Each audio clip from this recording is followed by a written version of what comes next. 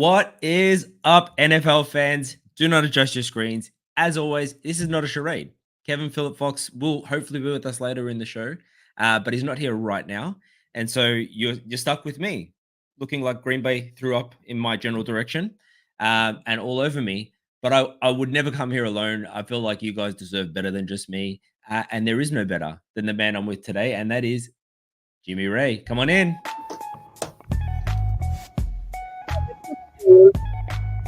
Oh, I made the sound too loud. What's going on, Jimmy?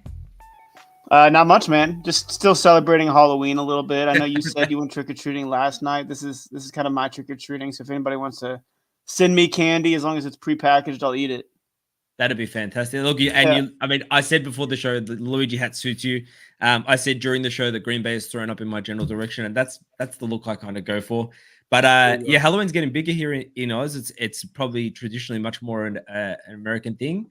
But it's getting bigger, and we've got a Halloween party later today, so it'll be good. Well, it's a kids' Halloween party. As fun as a kids' Halloween party can be, but I mean, you'll be able to mingle and eat some good food and hang out. You'll have a good time as long as it doesn't act up. We used to do before the little one was born. We used to do a Halloween party, an adult Halloween party, and that was significantly more fun. But it would be significantly less fun when you have to wake up at 6 a.m. the next day. So that's tough. There's nothing worse. There's nothing worse. It's I had to Google this because I don't know what this is in Fahrenheit, but it's 80 degrees, which is our 27 here today. It's a lovely day, and that so it should be good for a kid's day. Yeah, it's 50 and sunny here, so it's beautiful here in Indiana as well. So is 50 hot? No. Okay. Well, it is. If it's like a long sleeve kind of day, Okay, see, like 50 here is like you might be dead. Like you might actually but like if you're wearing long sleeves and shorts and you're moving around and stuff, that's fine. So it's like an in between kind of day. Nice. But at least the sun's out. That is a positive. The sun is out outside. The sun is out in our hearts, and we are apologizing because we weren't here last week, guys. Some scheduling conflicts, but we're back, and we're back as always, and we're back as we will be. And what do you reckon we get straight into it? How are you feeling about that? Let's do it, man. We definitely had a game last night. The first half, there's two different games. It felt like. Hey, you know what? Why don't you kick us off? Why don't you kick us off with Jets versus Texans recap? I'll start with the first. How about I do the first half? So the first. Take it. Yeah, I mean the first half, Aaron Rodgers had like 30 yards passing. I mean they weren't getting anything going, and then the Texans also could not get anything going. We saw the Malachi Corley, Deshaun Jackson impression for Halloween. So he dressed up as Deshaun Jackson for Halloween yesterday and dropped the ball before the end zone. Man, is there anything more Jetsy? Like, is there anything that's more Jets than that? There's nothing more Jets like this year. Like I mean, this is just like first half specifically. Like looking at it from that perspective, like the Jets were in shambles in that first half, and I mean the Texans were not good either. But like having a touchdown turn into a touchback just ruins any momentum. If you believe in momentum, I think everyone should believe in momentum. I agree. We can talk about that a little bit, but the Jets couldn't get anything going in the first half. The Texans were getting sacked every now and then. I mean, the Jets defense is good, not as good as it has been, as people expected, but that first half was rough for sure to watch. I think we were like, this is just not a game anybody wants to watch. It was an ugly game, man. I remember like kind of looking at I worked when your Thursday night is my Friday morning, and so I'm working at the same time, and I'm kind of working and watching. And there was 4 sacks in the first quarter. If I remember right, CJ Stroud had thrown for 30 yards in the first quarter. Rodgers had 32 at the half, which is the lowest of his career. The only kind of bright spark was Mixon, and I feel like he continued to be a bright spark. It's a shame that he couldn't get it done for him. But even I remember the broadcast booth was like, if anyone deserves a touchdown after their performance in the first half, it was Mixon, and I agree with that. He did really well, and I think the Bengals, we'll get to that, but I think the Bengals miss him. Second half, your thoughts on that Garrett Wilson insane grab that wasn't a touchdown? Touchdown or not? He's got to be sponsored to jump. Was it a touchdown? I mean, looking at so people are comparing it a lot to the Pickens. Was it a touchdown? Was it a catch type situation where he tapped with that same foot twice? I mean, it's not that different than what happened. He obviously didn't get that other foot and down. He got that one foot and down, and then his knee was like kind of out of bounds. I don't know if there was did they call it a touchdown on the field? They didn't overturn it, I believe. No, so like I think, and the sort of talk is that the shin was down, but to me the knee is where. And look, I don't know the rule book back to front, but I believe the knee has to be down or 2 feet. So, Okay. but Okay. too Yeah, bad that because makes it sense. Yeah, looked yeah, the absurd. knee encompasses everything. Yeah. That does make sense. But it did look absurd, and that it was just like a phenomenal catch. You know, Yeah. if he had got his feet down there, like I know we're kind of getting a bit used to the one-handed catches, but to me that was not that different from the Odell Beckham one-hander. Not at all. I mean, it's a side by side comparison of the same thing. I mean, Odell might have leaned back a little bit more, but like just the stance that Garrett Wilson was in when he jumped up. He's gonna be sponsored by Jordan eventually, right? He's got to switch. He's got to make that switch. I think Devontae Adams said he's going to get dropped by Adidas for that one. Yeah. Onto the outcome of the game, I think. Look, the Jets. They talked about being in darkness, and they played that up in the broadcast. They needed this win, so I think what does it take them to 3-6? Yeah. To keep any hopes alive, because at the moment, Kevin and I were talking via Twitter the other day that the Bills are 4 games clear of like the next best in the East. So, and we'll get to the Bills in a second, but they needed this win. They got it. The Texans are on a little bit of a slide without their weapons there. And we had a legit headline yesterday about the Texans possibly trading for a wide receiver. I think they need it. Stroud doesn't look kind of like the guy he did when Nico Collins was in. Yeah, not at all. I mean, losing Stephon Diggs and losing Nico Collins, that's tough. And then their offensive line couldn't stop. I think they got sacked like 8 or 9 times last night, and that brings his total to 30. So that's almost like 30% of his sacks in one night out of 8 weeks. So that's brutal. I mean, you're just not going to get the ball out quickly. So people are starting to doubt C.J. Stroud. I don't really think it's C.J. Stroud. I think it's that interior offensive line. I think it's the receiving core. I think Joe Mixon is the number one bright side for the Texans that kind of gonna keep them going. I mean, they're in a very bad division and they still have a decent record. Just get a little more healthy and figure some things out. But I think the Texans will be a playoff team. Yeah. Fun fact, Mr. Bratzo, one of my favorite songs ever. Titan Maximum, what's going on, dude? AFC East is a wreck, as is the AFC. Oh, look at that. Yeah. It's the AFC. There's a lot of bad teams in the AFC. A lot of bad teams. Yeah. You know what's funny? I haven't got the exact number with me, but I think in the NFC, there's 2 or 3 teams below 500. That's ridiculous. I'm going to look it up. That's brutal. I mean, we have the NFC North is a solid. I mean, the Packers are above, Vikings are above, Lions, Bears are all above. So the tough. Teams below. Sorry, did I say 500? You did say 500. Did you lie? I know. I might be correct. Sorry, I'm going to say. So there is below 400, below 4. So there's a couple of 0.429, so 3 and 4 teams. So there's the 250 Giants, the 250 Saints, and the 125 Panthers. 3 teams that are below 3 and 4. That doesn't sound as bad when I say that out loud. I still think that like the NFC is, and it always happens this way, right? There's either the AFC or the NFC that are sort of the juggernauts here, and the NFC seems to be that conference. Yeah. Let's move on. What do you reckon? Anything else to say about the game? Let's do it.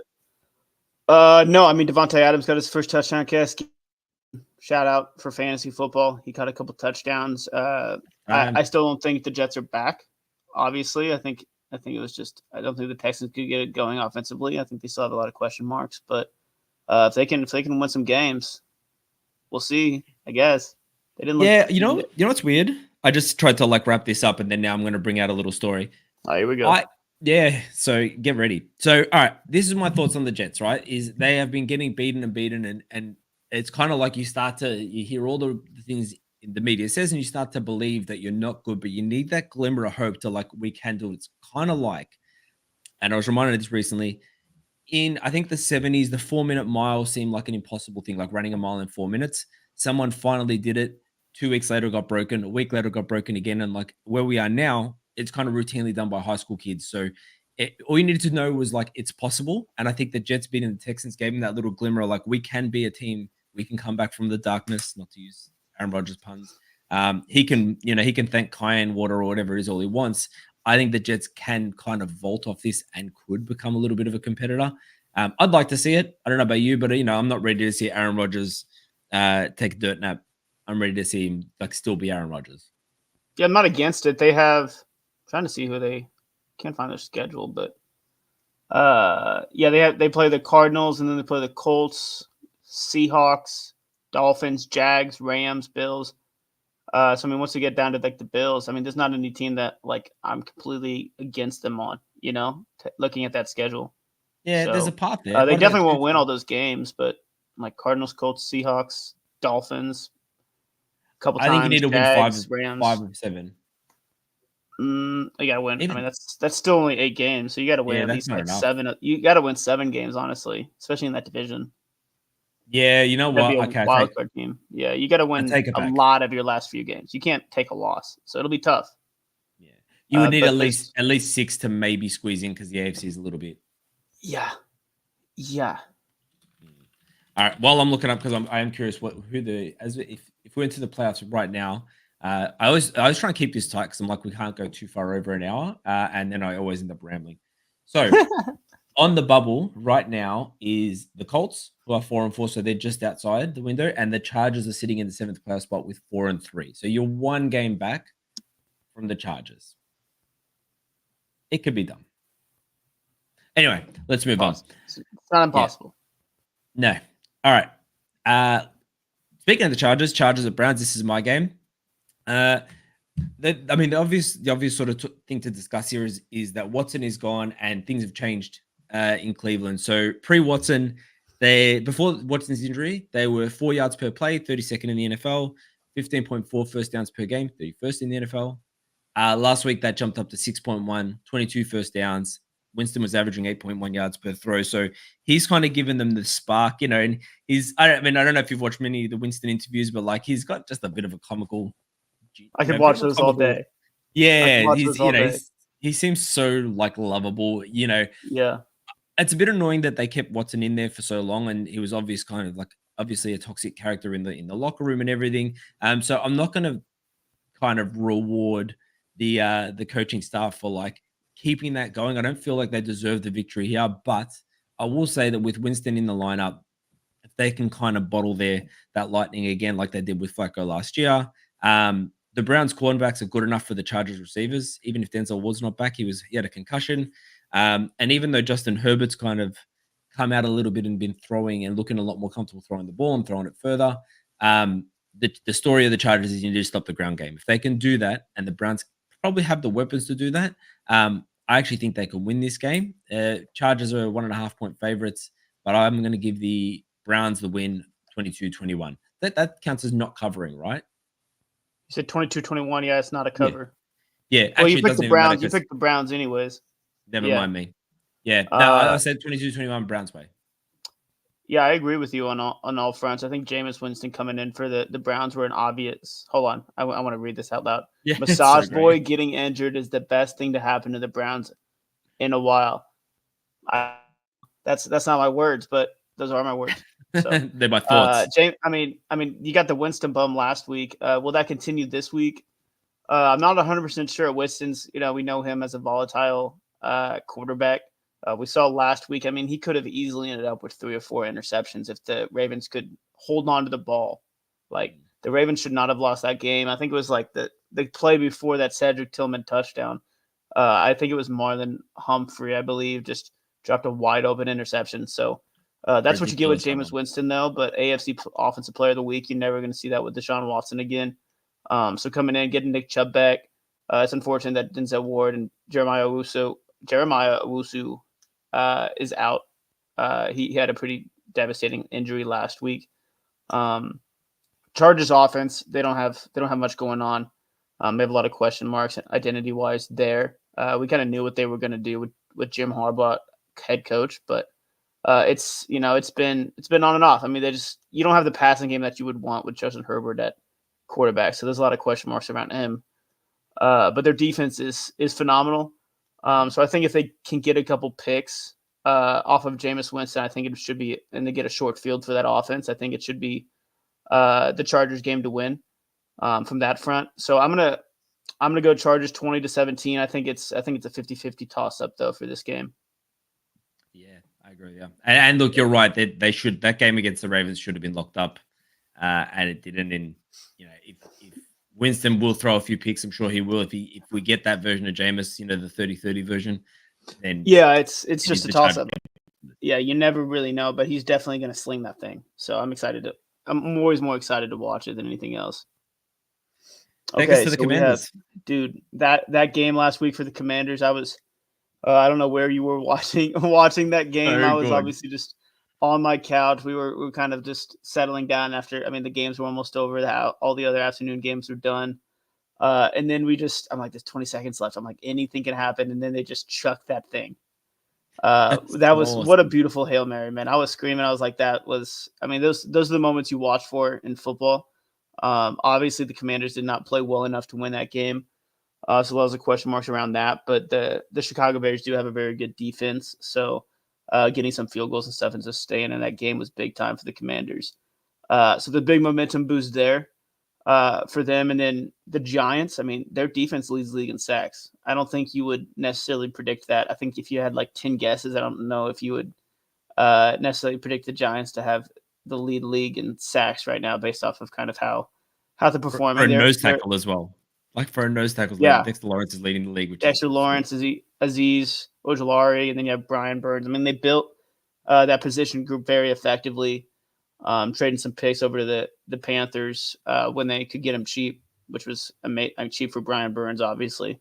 yeah. So that What did they position trade? group's Is it a second Mm, or a third? did I they can't not get a remember. first for that? For Brian Burns. They, that might have been a second. I'm gonna look it up. That was insane. But yeah, I mean that's the bright second and a fifth, and then for a fourth and a swap of fifths, and he Crazy. signed for a 5-year 150. I mean, you're always going to do that if you have the opportunity to change that position group. I mean, everybody's eating now, so that's awesome for them. Unfortunately, I do have faith in the offense for the Commanders, and I do the Giants' offense as a whole. I think they lack on a lot of fronts on the offensive side of the ball. I don't think they'll be able to keep up with the Commanders. I think there'll be some mistakes. Daniel Jones, I don't know how much longer of a leash he has. I guess that's they might just write it out. I have no idea, but I'm gonna pick the Commanders. I'm gonna say it's gonna be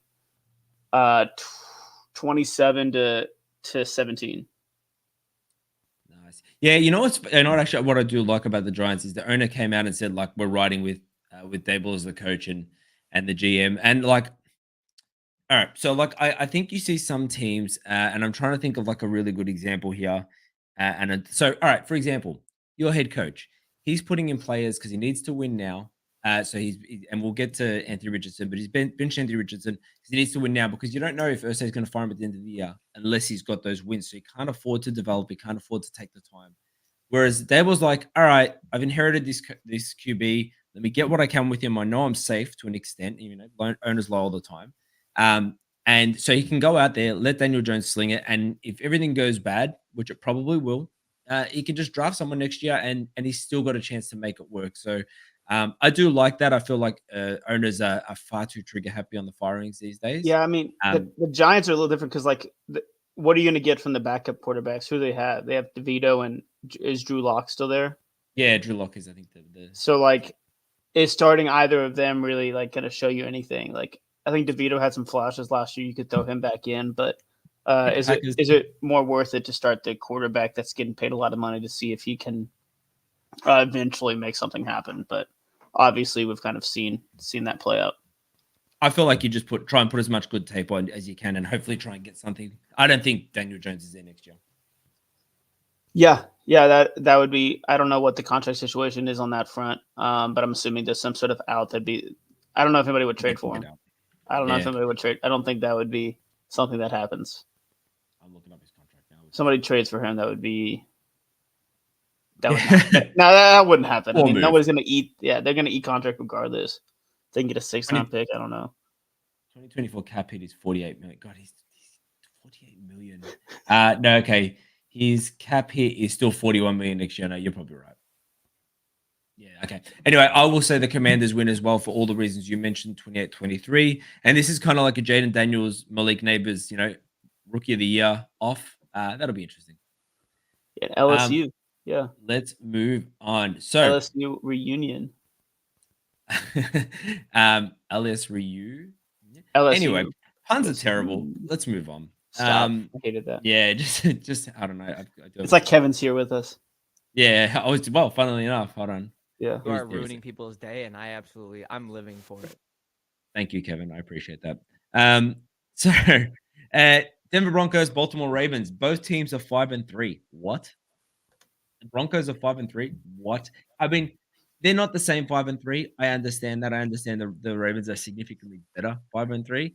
Um, the Broncos haven't had a win against a team that's over 500 at the moment. But what I will say is that their defense is absolutely playing like a championship defense. I think they're ranked third overall. Satan is defensive player of the year. I think he's the favorite. He should be if he's not. I know he's missed one game, so that might impact him. Nix is looking better every week, and he's kind of slowly developing his chemistry with Sean Payton. They've got that, he called him Ferris Bueller, and they've got that like dad and student sort of animosity towards each other. But I'm there for it. I'm buying it, and like I'm kind of comfortable with the way the Broncos are moving. I think they've got something to be excited about, even if it's not this year. And I don't want to like the Ravens, who I admittedly have been wrong about the Ravens plenty of times. They're a good team. They're a well-run team. They've got everything you need, but they also lost to the Raiders and the Browns. Like Lamar doesn't often lose 2 games in a row, and he's never lost to a rookie QB. So I think they get right here. I think everything would point towards the Ravens getting right. I don't think they cover a 9.5 line. I think that's a little bit rich. Although, like with Henry and Lamar, your number one offense, I feel like you're going to have to put up points even on a stingy defense, and so that means that Nix is going to have to score. The thing is, Baltimore's passing defense is ranked 32nd, so he's going to be able to throw it, and if you give him time, he can carve up a little bit. He's like any rookie QB. If he's not pressured and he's not frazzled and he's not 3 seconds to throw the ball, he can do something with it. I'll take the Ravens here 26-21 because it seems stupid to pick the Broncos. I hope you're not picking them because I'm going to feel terrible about saying that. But I think the Broncos cover. So if you're betting man, as I am, Broncos cover. I'm on the same page you are, honestly. I have the Ravens 24-20. You always are. Yeah, I mean, eventually I'm sure we'll have to disagree at some point to make this an interesting podcast. No, we won't. No, I'm sorry.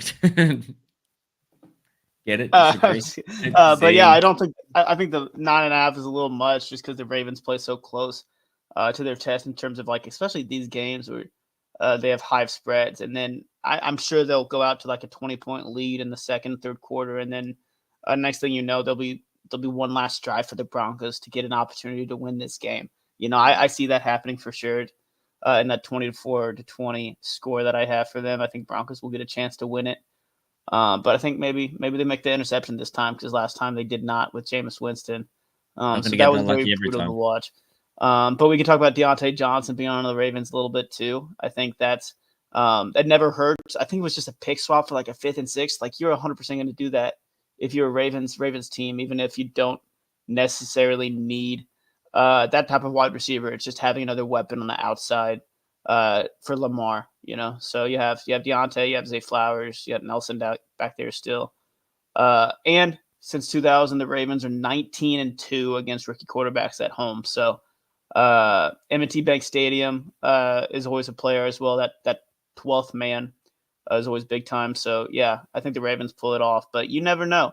You really don't. You could have a future 3-time MVP on your team. It could be. There's 2 or 3 games every year. You're like every week. Sorry, you're like what the hell just happened there? You are correct. Yeah. So it is a 5th for a 6th round pick swap. So peanuts for Deontay Johnson. Not that he's a game changer, but he absolutely will be a weapon for Lamar. Rest in peace, Panthers offense. Yeah. Speaking of, look, this game's terrible. How do you feel about making this a dynamite game? We can. I mean, I'm excited for Derek Carr to be back. That's a fun one. But obviously, the Panthers. Nobody's going to be picking the Panthers unless you're absolutely mental.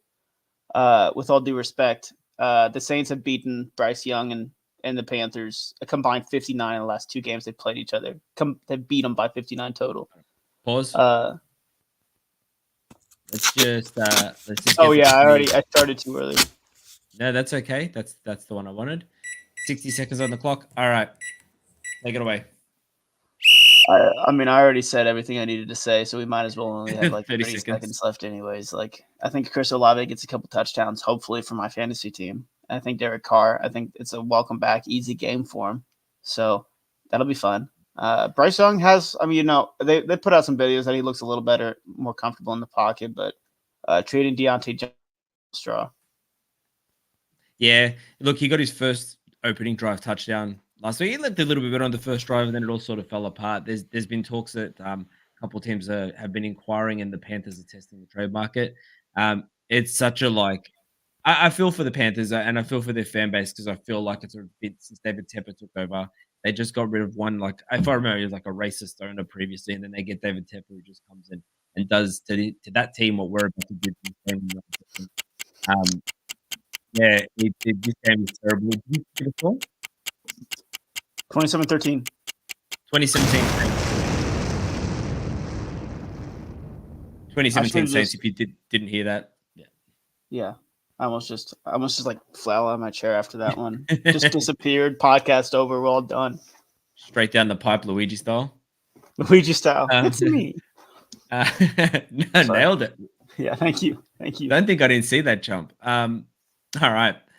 This game's hard. This is my game. This is hard to talk about. All right. Caleb Williams. I've been critical. I'm still critical of some things, but I understand he's a rookie, and I understand not everyone is going to be CJ Stroud or Jaden Daniels, and he is coming along and he's playing better. He's playing better every week, but I really need Chicago Bear fans to just calm down. And I understand. I feel like the NFC North is one of those divisions. Not every division has genuine like animosity towards each other, genuine rivalry, but the North really is one of them that does. There's plenty of others that are, but there's one of them that like Packers hate Bears fans hate Packers fans, Lions, Vikings, it's all the same.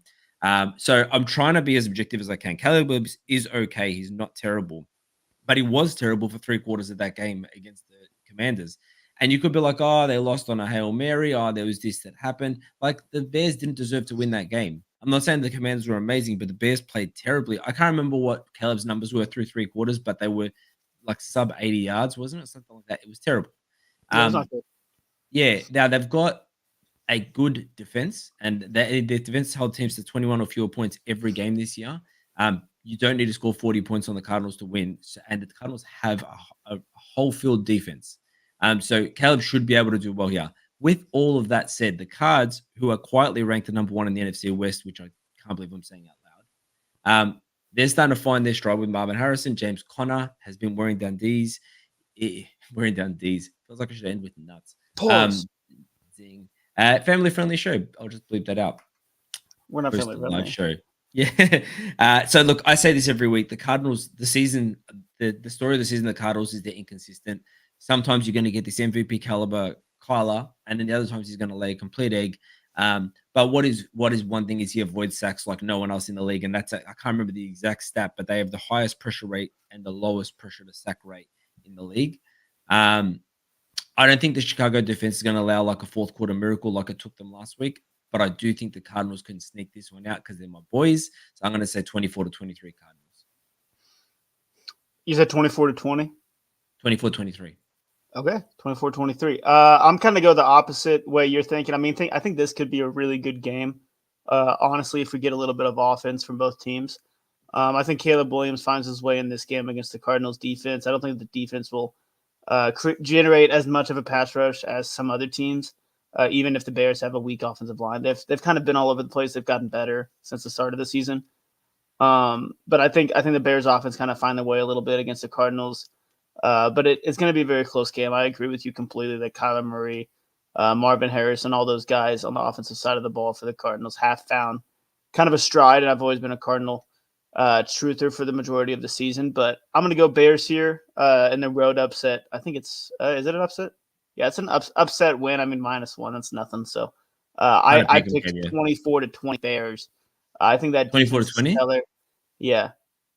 Bears. So I think that defense is stellar, and I think they'll make some plays to disrupt. I mean, we've talked about Caleb Williams came in the best situation possible for a number 1 overall pick. So that's it. Yeah, I hear. Yeah, he's got it good. All right, I won't rag on him anymore. Jacksonville versus Philadelphia. Yeah, I mean, this is one of those games. I would bet the Eagles spread, honestly. I don't really fully believe in the Jags. They did come pretty close. They did show up a little bit against the Packers last week, if I'm not mistaken. Not the Pack. They showed up against the Packers in week 1. Who am I thinking of?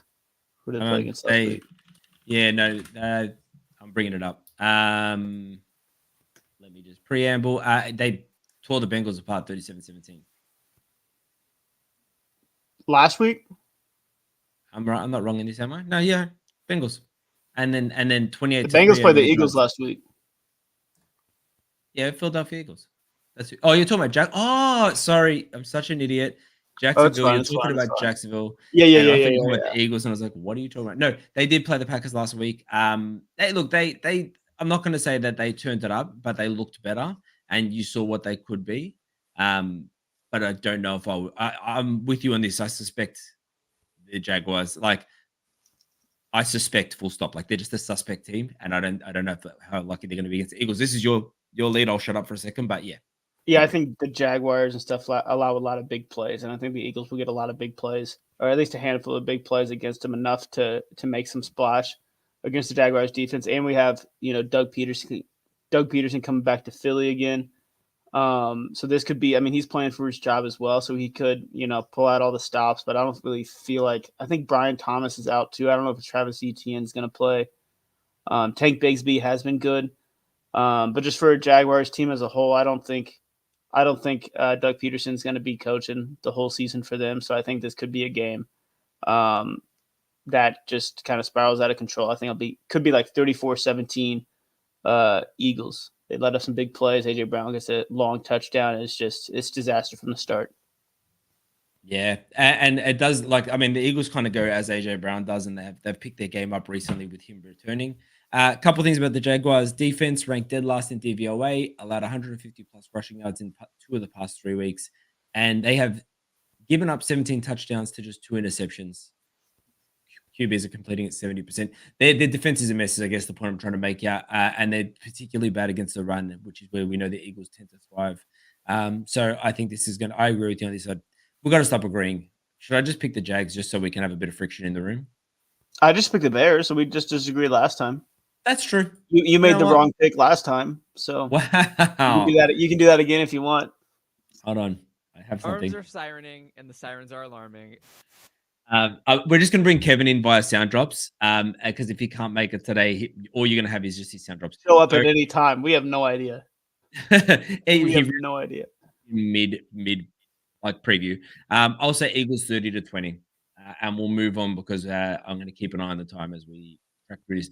All right, this is a game that our producer Anthony Weiner was going to be here for. I was going to make a very cool graphic, and then I don't have an excuse why I didn't. I just ran out of time, so I probably shouldn't have raised it as on the show. But whatever. As we've idea. This is okay. This game could tear the podcast apart. I feel like me and Anthony, as I said, there genuinely is friction between the fan bases in the North.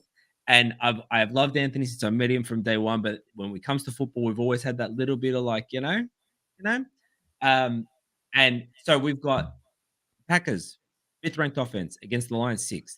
Jared Goff's got a rolled ankle. Love's got a groin injury. They both didn't practice on Wednesday, but are back to practice now. Admittedly, Love was limited on Thursday, but I believe he's back. And he's expected to play at this stage. Either way, and I don't think Jared Goff's ankle is going to be stop him playing. He is practicing the NFL. This is kind of like an NFC Championship preview, if you want my opinion. I think it also decides who sits atop the North, and it also is a game that terrifies me. Like it is. Hold on. Terrifying. I am terrified. I am terrified. This game is so scary. Look, it would be worse if they had Aiden Hutchinson, and if they did, I would outright pick the Lions here. I feel like the way to get to Love and to make him make those mistakes is just to get pressure on him. In fact, he performs worse against pressure than most QBs in the league. He might even be 34th out of the 34 QBs that have started this year. Don't quote me on that number. I think it is. Joe Alexander is probably out. He hasn't been practicing. That hurts. So I am scared here, but what I will say is that the Packers defense has been taking the ball away better than anyone in the league. They're leading the league in turnovers. And Jared Goff, the secret to the Lions' success is Jared Goff has been near perfect. They've got this running back duo that is absolutely like steamrolling teams, and Jared Goff just doesn't make mistakes. There's a bit of a narrative about Jared Goff playing in outdoor stadiums. Hasn't done it this year, but I think it's look, I think the way Jared Goff has played for the Lions, I think we can kind of put that narrative to bed along with the Kirk in primetime narrative. It's one of those things that sort of he developed at the Rams and has stuck with him, but I think that is not going to be an issue outside of inclement weather that can affect anyone. Um, I like the Packers here just because they're my boys, and I like to wish for what I want to happen. I like Josh Jacobs to have a big game as he has been having, and I do think though it's going to be an extremely physical game. I think you can pick on the Lions secondary, but I also think that the Green Bay secondary is going to be vulnerable without Alexander, and our line is vulnerable to their run. So I think this is going to be a massive scoring game. I don't know. It's really hard to pick the game, but I would pick the over 48.5 day of the week. I will say Packers 33-30 and close my eyes and pray that I'm right.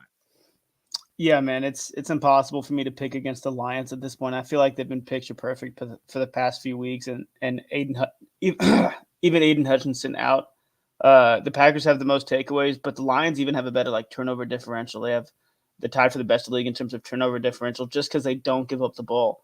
So I mean, they're meeting head to head. So we'll see what happens from that front. Jahmyr Gibbs and David Montgomery, they're weapons. Josh Jacobs, he's lethal. He's been really good this year as well. But I'll go ahead and I'm going to go with the Lions 28-24. So I hope we can still be friends from that point. We can talk about it a little more if you want. Barely. But I don't think you can blame me for picking the Lions here. Alarm, you are ruining people's day, and I'm living for it. Thanks, Kevin. Just a couple fun facts. The league's top three in interceptions are in this game. Kirby Joseph, Xavier McKinney. I can't remember the third one. It might be Brian Branch. Brian Branch, sorry. Maybe. The NFC North, as of last week, I think it was, were the top 4-point differential teams in the NFL. So like 1 to 4 was all the NFC North. The North is just a juggernaut at the moment. Even the Bears, which I hate to talk about. So yeah, this is going to be a really fun game. And speaking of the NFC North and teams that we love. How do I just leave? You guys leave studio. So yeah, I've been talking about this all week at this point, so I'm kind of in just like a standstill for the Colts. Obviously, for those who don't know,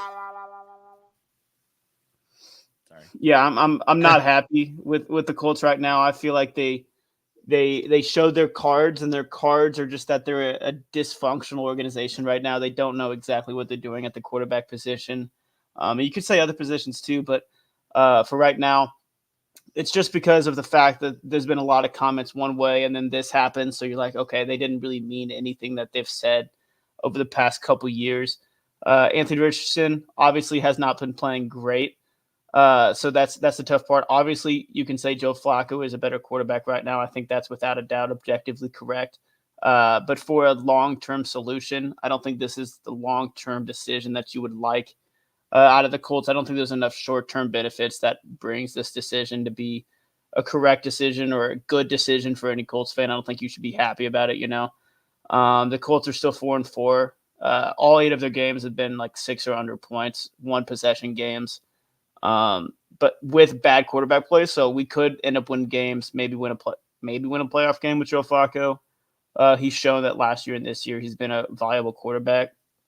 It's just tough to see, man, to see your young quarterback only have 8 games to get benched. That tapping out situation, I think, is kind of blown out of proportion. Obviously, it was a bad thing.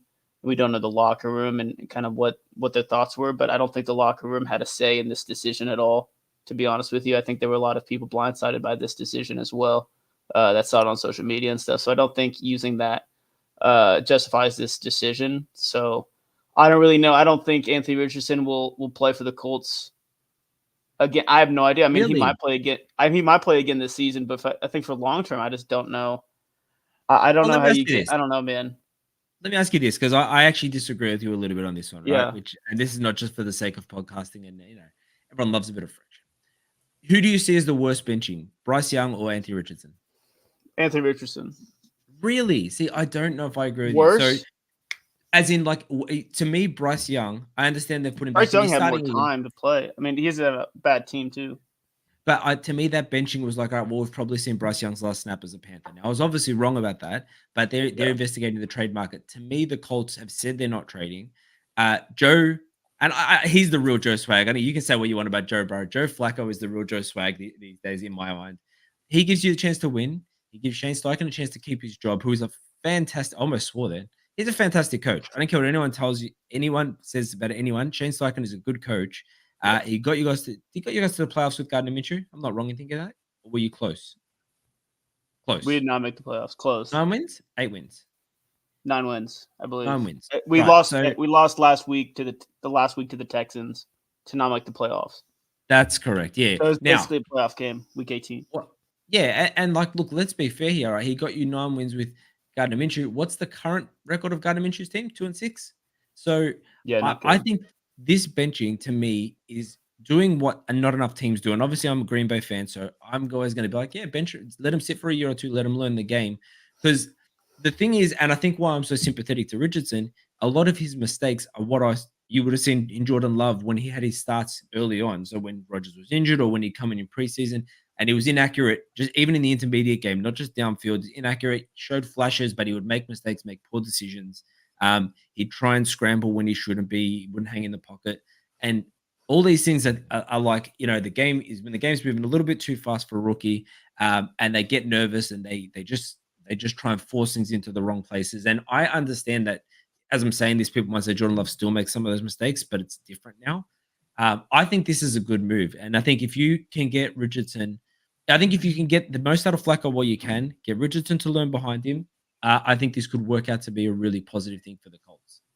Yeah, I think that's best case scenario right now. I think the problem that I have is I'd rather that be done from week 1. Like, don't start him last year and don't tell us that, like, oh, he just needs game reps to make this happen, and then do something like this and go like completely against your word from that front.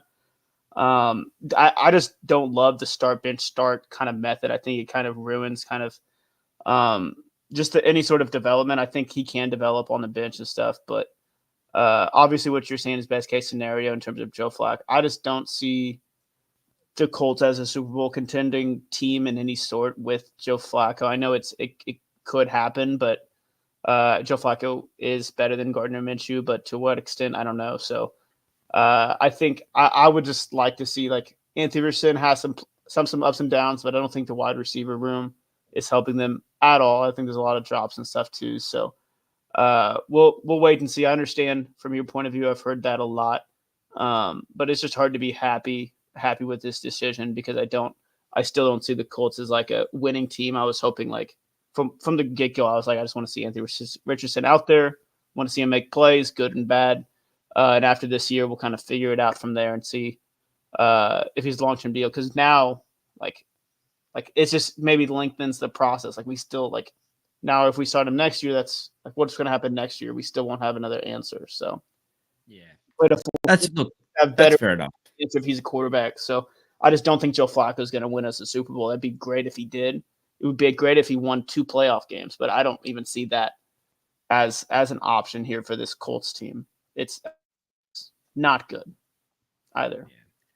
That's fair. And look, I think the betting came at a good time because you're going against the Vikings, who are the king of, like, Brian Flores really does fluster and kind of disguise things right and fluster rookie QBs, or inexperienced QBs, probably the better, not rookie.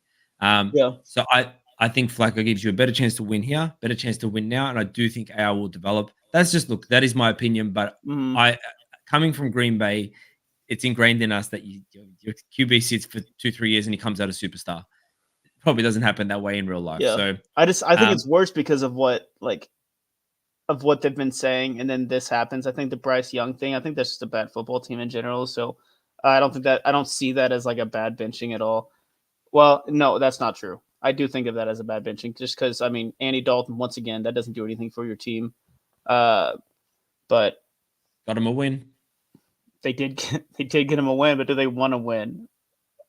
That's true. For the fan base, I don't think that changes anything for the fan base's perspective. But the Vikings, I think they're a good football team. Obviously, I think everyone can agree with that. So I don't think there's anybody picking the Colts, but I think it could be fun. I mean, I don't see the Colts not like Joe Flacco. I think gives us the best chance to win this season. So I'm excited on that front just to see kind of what happens. But I think we've lost to the Jaguars with Joe Flacco. Not saying that's Joe Flacco's fault. Our defense is trash. So We'll see what happens, but I have 30-20 Vikings, double-digit win there for the first time this season for the Colts in terms of the double-digit outcome. But Sunday Night Football, it should be a fun one. But Colts have the Bills, the Jets, and the Lions after this. So Bills, Lions, and Vikings kind of in that, and the Jets are decent. It's brutal, but then the tail end of our season, we'd be able to get right. So, yeah, shout out. I think the Vikings. They should play. Here, we'll pop this up real quick. It might have been me. I'm going to pick the Colts here. I think Flacco they get the Flacco bump. Oh no. And so I'm going to pick the Colts 31-24. I believe in your Colts. I think Brian Flores, for all I just touted him as like the scary defensive coordinator who disguises everything. I think people are starting to work him out. And I think the Vikings, I said it last week, the week before. I think they're paper tigers. I don't think they've done better than we all expected them to do. And I'm happy for Sam Darnold. Genuinely, I think the guy deserves a chance to be a real football QB. But I think you're going to see a drop off in them. That's just my opinion. And like I said, that's just my opinion about a lot of things, because what are you watching this show for? Our opinions. And that's all they are. We're not fortune tellers, except I'm absolutely going to be right about this. 31-24. Wow. I hope so, dude. That'd be fun. But I do feel like you said earlier, like the GM and stuff, they need to do this. I kind of agree with that. Unfortunately, because this is a regime that hasn't won anything in 10 years, so which, I mean, it's been forever since we've won the AFC South. So they need to get it in. It's just unfortunate that they drafted a project quarterback. And now they're running out of time, and Chris Ballard might be out the door, especially if we don't make the playoffs this year. Yeah, 100%. 100%. I think he's out regardless of this decision or not. I think this says a lot about where he's at. I don't trust Jim Irsay at all. Everyone says that. Bit of a loose cannon. Great guy. Right. Great guy. Raiders Raiders versus Bengals. So look, there's a big question here. So the Bengals with T. Higgins have a 3-2 record, 28.6 passer points per game, 355 yards per game. Without T. Higgins, 0-3 record, 17.3 points per game, 274. That's a lot of numbers, so I don't expect you to remember it. All you should focus on is the Bengals without T. Higgins for some reason fall apart a little bit. Joe Burrow is playing as good as anyone on that team. It's not his fault their record is where it is. But if T. Higgins, who is questionable for this game, is not there, this could be one of those kind of trap games where you expect the Bengals to get right, and they could lose, and they could go to 3-6, and be in a lot of problems there. In fact, if they lose this, I dare say they don't make the playoffs, which might make one of my predictions from the offseason come true. That said, the Bengals have lost all four home games have been lost. So I guess fifth time's a charm here, potentially. They need this win. Joe Burrow has said as much. But I'd say the Raiders have a chance to, just like Max Crosby could get up, make him uncomfortable. I know they've got holes all over the place. They've sent pieces out the door. They're one of those weird teams. They knocked off the Ravens where you kind of just like, it's not always a cakewalk with them until they get blown out by 50 points. But I like them to make it a bit tougher than 7.5 here. I do think the Bengals need this significantly more. So I'll say they take it 24-19. But I will say this is one of those, like, you can watch the game in 40 after the fact. I wouldn't be watching this live. That's a good way to put it. Yeah, this might be a trap game for me. This is a get right game for the Bengals, but I have no reason to really believe that other than Joe Burrow and Jamar Chase balling out. The T. Higgins stat is very interesting as well. But I think the Raiders minus 13 turnover differential, I think that gets them. I think Brock Bowers has been awesome. So I think if he can make some big plays, I think they could easily beat the Bengals defense from that front. But I'm going to go ahead and pick the Bengals 27-20. 7.5 seems like a little too big of a spread for me because I think the Raiders could honestly win this game. So I think the Raiders plus 7.5 is a gimme. Yeah. Even though I have a 7-point game, it's that close. But I think it's shooting the other way rather than like a bigger win. I hear. All right. So before we move on to pull back the curtain here. Kevin Phillip Fox may not be joining us, but we have got some games that he's assigned to. So we're going to cover them as always, because we always cover your teams. But I just want to take a quick break, mention that we've got 580 odd people watching from Twitter right now. Please head on over to YouTube, head on and subscribe. subscribe to the Legit Football newsletter. It's the best way to get your news. Over 60,000 fans do it already.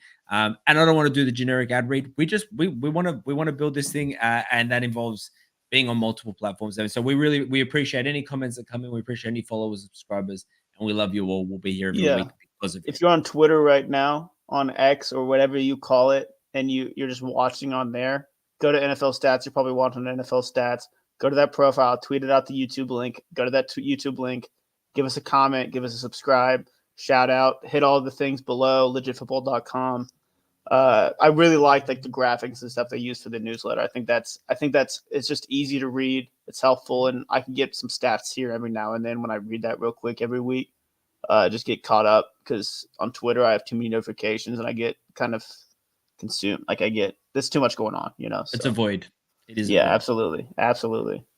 And Jimmy's not paid to say that. We do give. Yes, I am. Legit Football I'm does paid. give him I Luigi get hat $100,000 a year. and significant amount of Luigi hats, obviously. Cheers.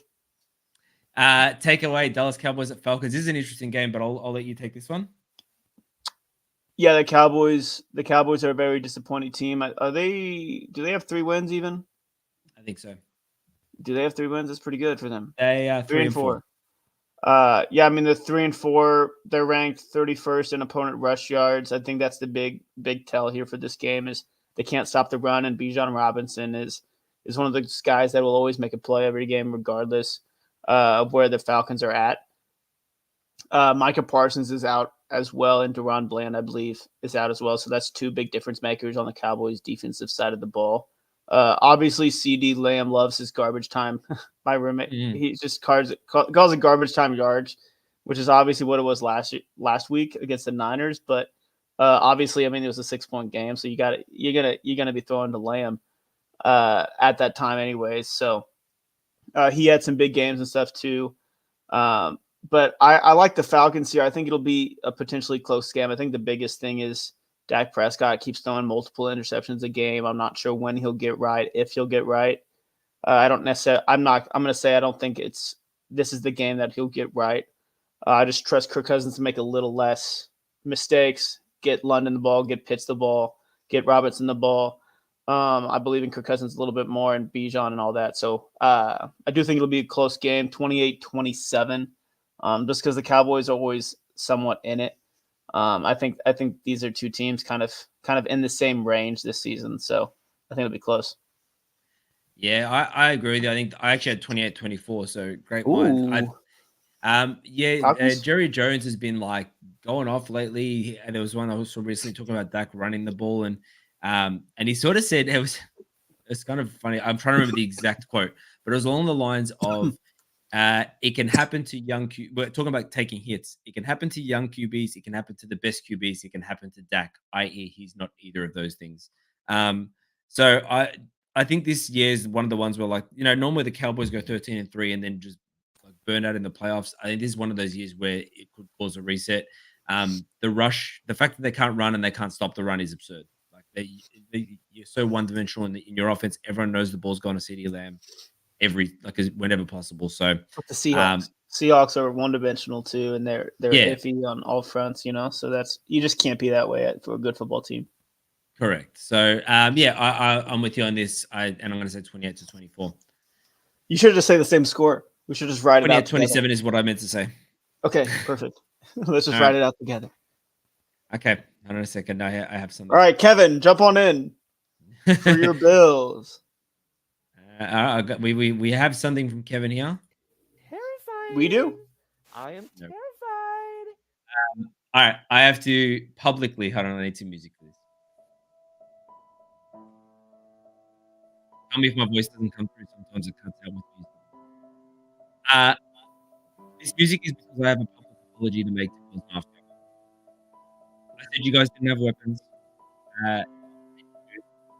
Even before you got Amari Cooper, you were still Yeah, it's cutting in and out a little bit.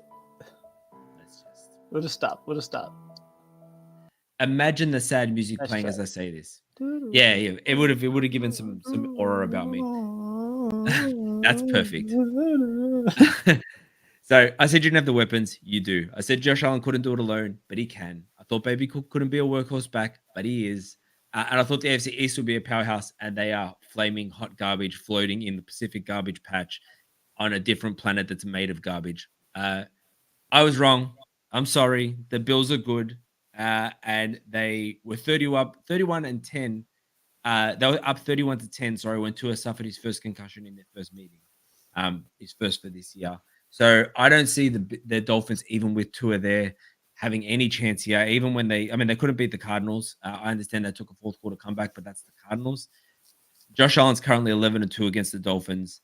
Did Tyreek Hill? What did he? I should have known this beforehand. What did he run for? All right. Seriously, what did he? He has not done anything for a while.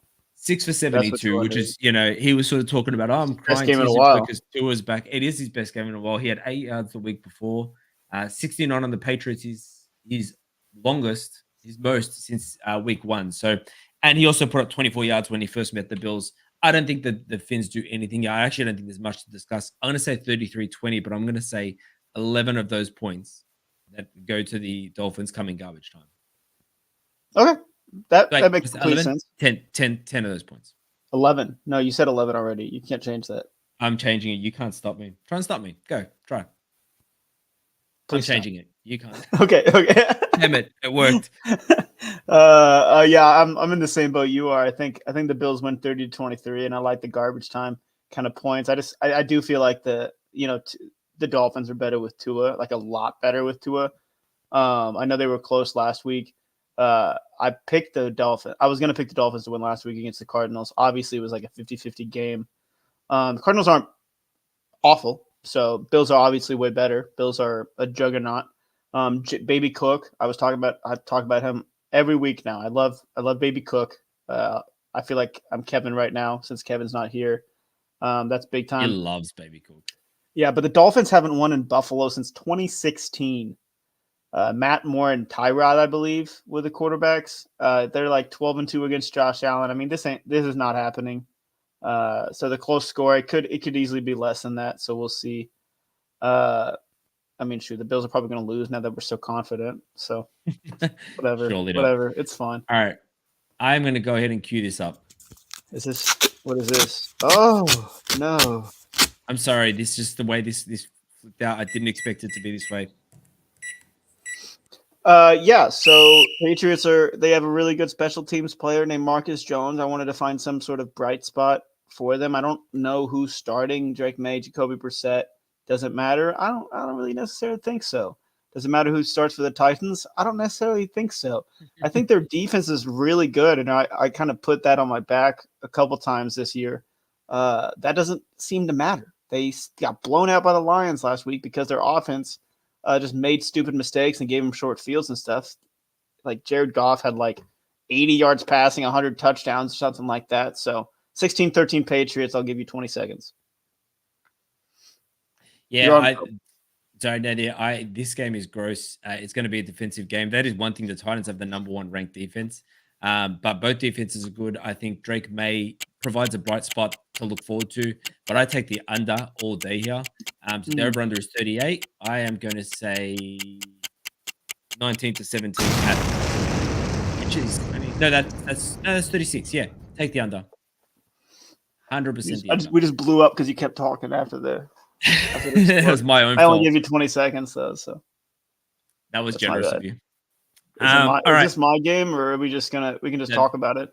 You know what? We've got 2 games to go. It's up to you. You can have this, or you can have Tampa and Chiefs. What do you want? I'll just take this one. I mean, I think I talked about the Seahawks a little bit earlier. They're a one-dimensional football team, so they'll definitely go back and forth on if it works, if it doesn't work, does it work? I don't know. They haven't been able to run the ball. The Rams are not necessarily a great rush defense. I think they're 23rd in the NFL. But the Seahawks have lost 3 of the last 4. I think DK Metcalf was officially ruled out. Armand isn't here, our doctor, for those who don't know. So I guess we'll wait and see. But Geno Smith leads the league in the passing, but they just can't get the rushing ability going. Puka Nacua, I'm not sure. I think he's questionable. He kind of hit his knee and rated that knee injury. Hopefully he'll be able to play, because I think with Cooper Kupp and Puka back, I think like that offense, I think finds kind of a rhythm with their wide receivers and stuff back.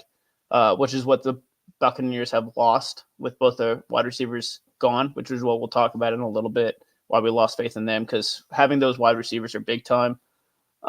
So I'm going to say the Rams win, but I think it will be close just because it's a divisional game. It's at Seattle, but I will pick the Rams 27-24. But I could see it going either way just because who knows? I think you might be on the same page as me. I have no idea.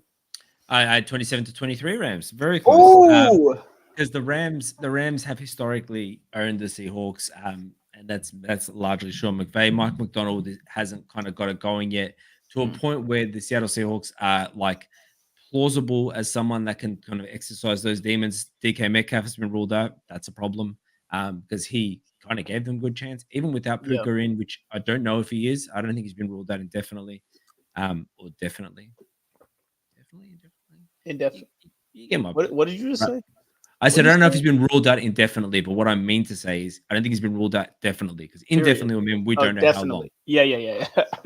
Yeah. He's out forever, according to Adrian. Yeah. Look at me. I'm like, we're over an hour. And I'm like, let's try and keep this nice and quiet and tight and quick. And now I'm debating definitely versus indefinitely. I think the Rams take this 27-23. I don't think the Seahawks get right here. They're on a bit of a skid, and I see that continuing.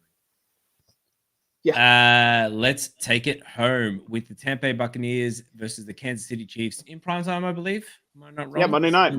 Monday night football. So the Bucs kind of like showed last week that they can still put up points. Kate Otten had a big game. Is it McMillan? Who's Jalen McMillan? Yep. Jalen McMillan put up points. Baker Mayfield still looks okay. The problem is that the Bucs defense still lets them down. They're allowing, so a couple stats here. They've given up the league high 14 passing touchdowns, second most yards per attempt at 8.7. And they've allowed 30 plus points for the third time in 4 weeks. So that's a rough to go into Kansas City, who are also not doing great. They're averaging 24.5 points per game over the last 13, which they have won every single one because their defense kind of drives them through. I can see Spags really cooking up Baker Mayfield here. He is the type to get flustered sometimes. And whilst I could see them losing, I'm still going to pick them because I just cannot, in good faith, pick the Chiefs. Yeah, they have to lose eventually. They're not a team that's going to go. I won't say this out loud because I'm putting it out there in the universe, but they cannot win this undefeated, right? Yeah, they can. They can't. They can. Yes, they can. It's not okay. They can. They could. You just jinxed them that way, so now they're going to win at least 4 more games because you just said that. Damn it. It is. Yeah. It is my fault. I'm not crying. You're crying. Thank you, fake Jimmy. Shout out him. I'm gonna call the Bucs here. I'm gonna say they take it 27-20. And I say the Kansas City Chiefs take their first loss. However, I'm just gonna caveat this to everyone who's watching, and if you're planning on betting based on anything I've said here, I've picked the Chiefs to. What are we on? We're on week 9. I've picked the Chiefs to lose probably 7 out of 9 weeks, and they're currently 8-0. So do with that information what you will. Yeah, no way I'm picking against the Chiefs. 31-18 Chiefs. They've won 14 straight games, and I mean, even if they lose, I'm not going to be upset that I picked the Chiefs. I think I would be upset if I picked the Bucs and the Chiefs won again. Like some people. Fair. Yeah, I mean, what are those idiots like? What are they doing? I don't know. I'm not going to call out any names, but rewind like 20 seconds and you'll see. Hear me. We did it. Yeah. We're here. You know what? Yeah, who needs Kevin and Anthony? Let me say, right? Because I don't know if Kevin is back in LA or he's in, I believe he was in Massachusetts area. Am I right in saying that? I don't know. He flew back the other day though, so he's home. He's working. He's working, Yeah, he's at work right now, or something. So what I would like to say is, if you happen to bump into Kevin Fox in the greater LA area or Massachusetts at a different time or anywhere in the US, you just tell him we don't need him.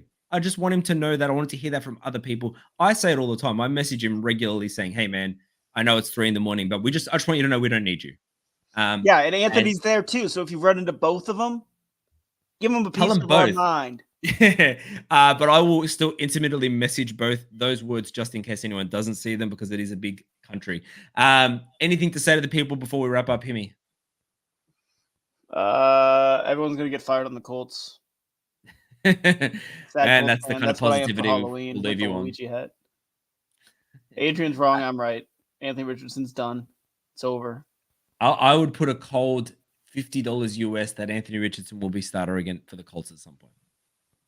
Yeah, I'm not willing to do that. But if you give us a bet in like 3 years, will he be? The answer is no. Oh, that's a harder bet. I wouldn't bet 50 on that. Yeah, or like even 2 years, or even next year. I don't know. 2 years. I think next year he'll be there. I hope so. That'd be fun.